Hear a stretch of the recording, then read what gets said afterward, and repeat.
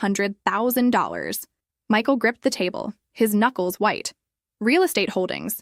2 properties purchased within the last 18 months, valued at $200,000. By now, Michael looked physically ill. His face drained of color, his body rigid with shock. Beside him, David was frantically whispering, but Michael seemed unable to process what he was hearing. Total disclosed assets, $200,000, Judge Williams concluded. The courtroom remained silent. Michael stared at me as if seeing a stranger.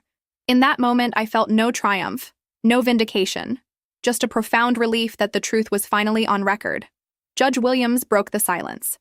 Mr. Shannon, do you wish to revise any of your previous statements regarding Mrs. Shannon's financial dependence on you?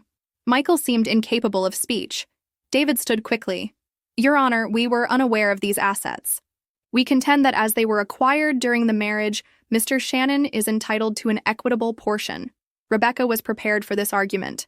Your Honor, we direct the court's attention to the prenuptial agreement signed by both parties prior to marriage, specifically Clause 15. This was our ace.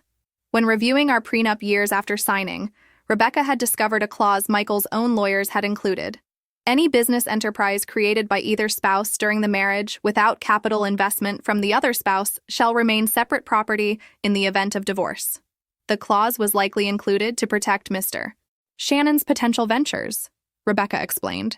However, the language applies equally to Mrs. Shannon's business, which she built without any financial contribution from Mr. Shannon. Judge Williams reviewed the prenuptial agreement, nodding slowly. The language is indeed clear. Ms. Torres, please continue. Rebecca outlined how I had built my business from scratch, using my own savings and reinvesting profits, all while Michael actively discouraged my efforts. She presented statements from clients and mentors attesting to my independent work and business acumen. Throughout Rebecca's presentation, I watched Michael. The man who had laughed while signing our divorce papers just hours earlier now sat frozen, his confident demeanor shattered. Amanda, who had been sitting in the gallery, slipped out of the courtroom, her expression unreadable.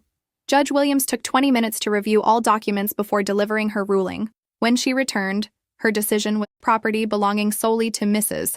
Based on the evidence presented and the terms of the prenuptial agreement, the court finds that Sarah Mitchell Financial Solutions and the resulting investment portfolio constitute separate property belonging solely to Mrs.